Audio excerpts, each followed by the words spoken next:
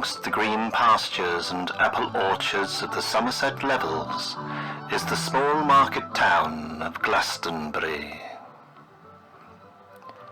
Its cobbled streets and quaint thoroughfares speak of a forgotten England long ago, when brave knights would rescue fair ladies from castle turrets, and the happy people toiled in the fields for their masters for up to 17 hours a day.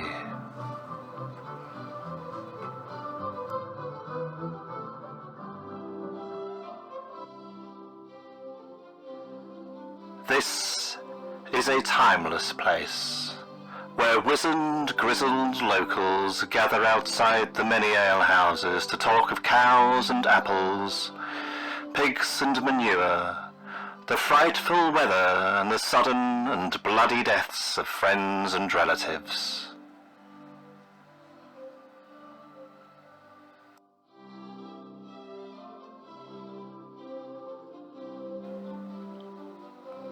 With a population of just 30, this jewel of the swamps is rich with myths and tales of old. Legend tells us that Glastonbury was the last resting place of King Arthur and his queen Guinevere, and the simple graves containing their pitiful remains can be seen, for a fee, at the ruined and neglected abbey in the centre of town.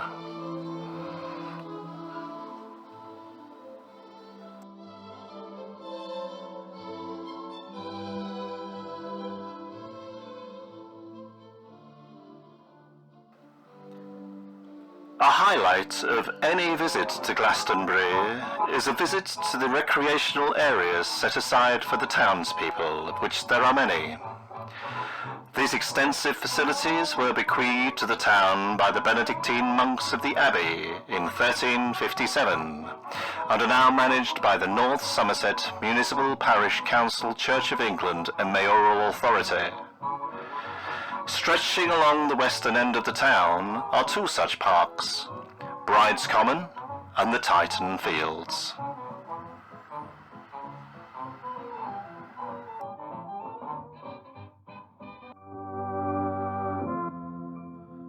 Bride's Common is so named because all the women to be wed in Glastonbury would be garlanded with flowers here before being carried through the town on a rose-bedecked litter drawn by sheep and married to the husband of their parents' choosing at St. Michael's Church atop the mysterious Glastonbury Tor, which looms sullen, imposing and sentinel-like across the Somerset Levels.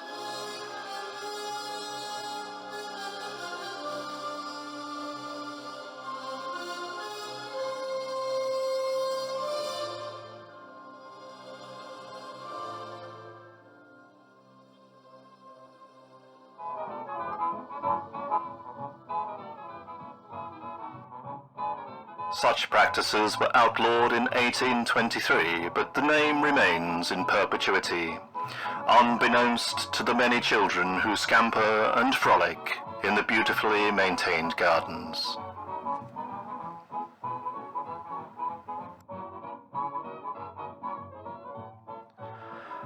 All that remains of such practices is a forlorn string of bright flags, secretly cared for by the superstitious townsfolk.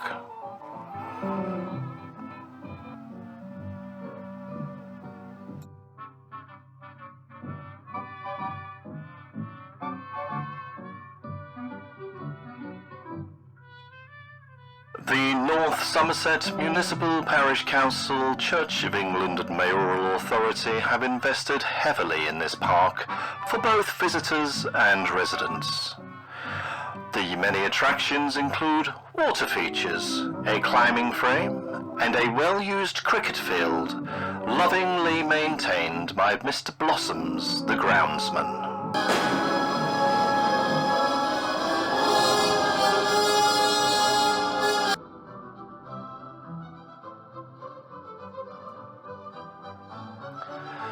Ah, the many Sundays when, evocative of a time somehow lost to us, the rosy-cheeked young of the town gather for good-natured yet violent cricket matches often ending in the death or serious injury of one or more of their teammates.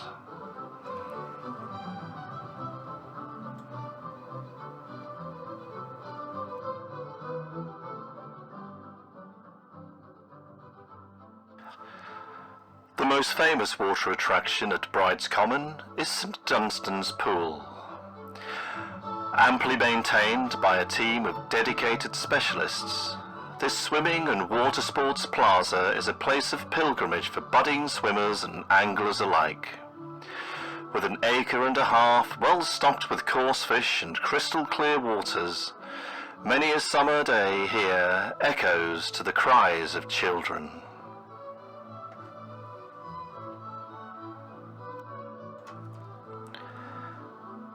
And, as we would expect in such countryside, there is an abundance of local and colourful wildlife.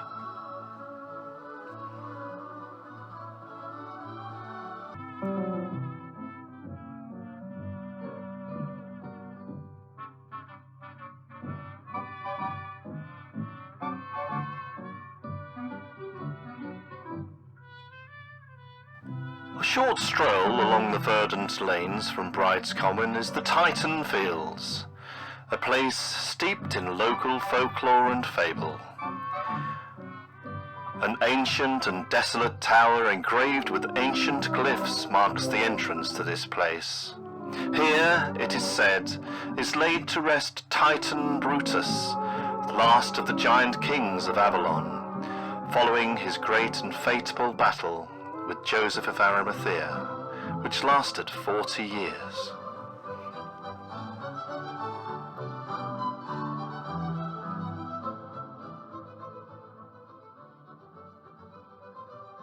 From the western aspect, his tumulus, an unmarked grave for a misremembered ruler, rises from the pleasant green field like a mighty granite outcrop.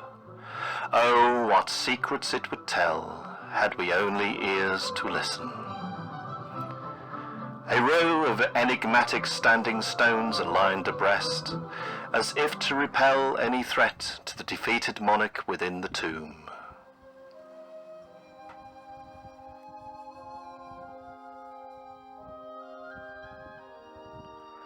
Herne the hunter, proud in his garb of lichen, stands sentinel.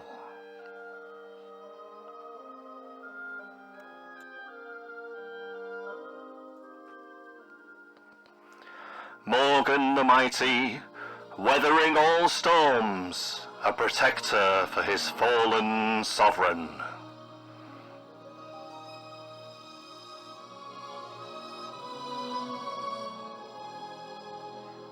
At the twins, John and Edward, never to be parted, forever watching over their dead lord.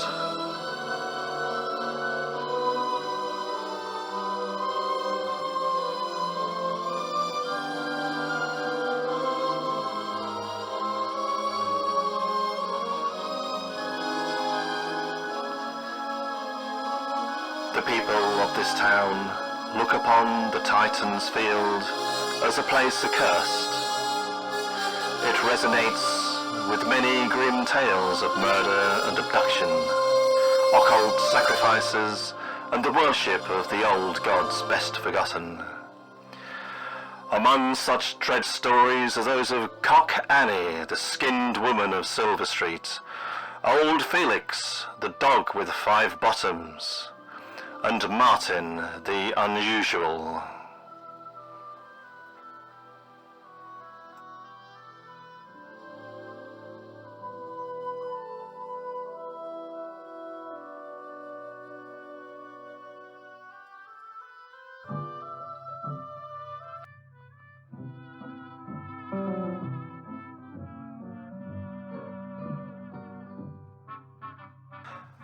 But the North Somerset Municipal Parish Council, Church of England and Mayoral Authority have invested heavily over the years, creating a treasure trove of fun and amusement for young and old alike.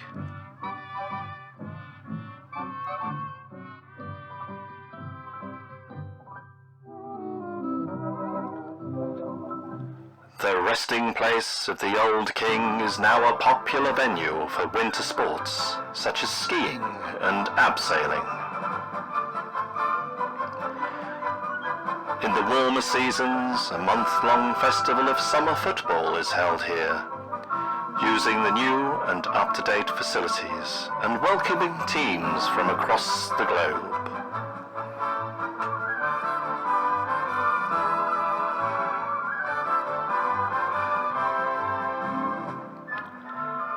A state-of-the-art car park is planned for the Titans Field in the years to come, complete with a monorail and ski lift.